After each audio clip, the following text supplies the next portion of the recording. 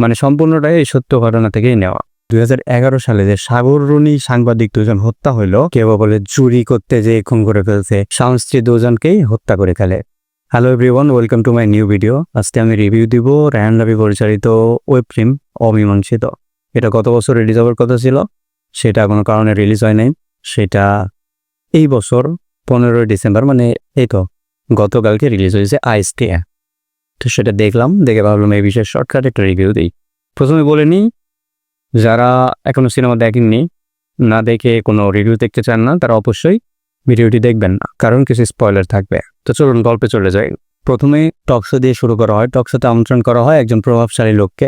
সাংবাদিক তাকে প্রশ্ন করে, কিছু জটিল প্রশ্ন করে, যেমন তার টাকা পয়সা উৎস থেকে, এত টাকা কিভাবে, এইসব প্রশ্ন করাতে এই ক্ষমতাশালী লোকটা রেগে যায়। রেগে গিয়ে সে লাইভটা বন্ধ করে দেয়। তারপর তাকে থ্রেট দেয়, লাইভে থ্রেট দেয়। তারপর লাইভটা বন্ধ হয়ে যায়, সে যেমন তো চলে যায়। তারপর সাংবাদিক অর্ণব বাসায় ফিরে বলে রাখা ভালো যে তার স্ত্রী নিতু, সেও সাংবাদিক। তারপর হঠাৎ করে সেদিন রাতে কেউ বা কারা এসে স্বামী স্ত্রী দুজনকেই হত্যা করে ফেলে।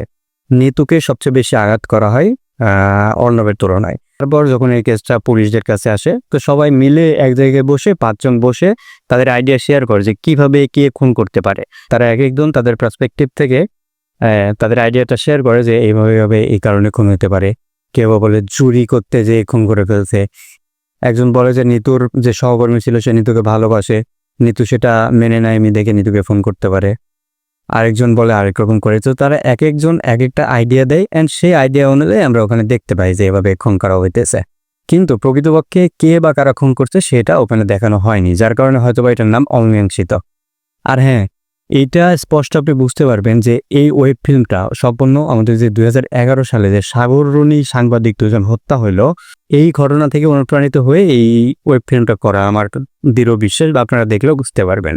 সেই সাগররুনি হত্যার পরেও আজ 2011 সাল থেকে 2025 সাল শেষের দিকে এখন পর্যন্ত কে খুনি বা কারা খুনি সেটা বের করতে পারেনি। তেমনি আমরা ওয়েব ফিল্মও দেখতে পাই যে কে বা কারা খুন করছে সাংবাদিক অর্ণব এবং নিতুকে, সেটা আমরা সেখানে দেখতে পাই না। মানে সম্পূর্ণটাই এই সত্য ঘটনা থেকেই নেওয়া। কিন্তু এই ছিল আসলে কাহিনী। তো বেশি কথা না বলি, এখন আপনারা যারা ওয়েব ফিল্মটা দেখেননি তারা দেখেন, স্ক্রিনে অ্যাভেলেবল। তো আশা করি ভালো লাগবে। এটা আমি মনে করি যে একবার দেখার মতো একটা ওয়েব ফিল্ম। মানে আহামরি অনেক বেশি যে ভালো হয়েছে তা না, হয়েছে মোটামুটি, সমস্যা নেই, একবার দেখা যায়। শেষের 10-12 মিনিট আমার কাছে অনেক ইমোশনাল লাগে। ওখানে বাচ্চার কাহিনী দেখা হয়, মানে বাচ্চার যে ফেস এক্সপ্রেশন দেখে আসলে আমার মানে খুব দুঃখই লাগে আসলে। তো আপনারা যারা ওই ফিল্মটা দেখছেন তাদের কাছে কেমন লেগেছে, বা যারা দেখেননি তারা দেখেন, দেখে জানাতে পারেন যে কেমন হয়েছে বা কেমন লাগলো। এই ছিল আজকে ভিডিও। সবাই ভালো থাকবেন, সুস্থ থাকবেন, টাটা, বাই।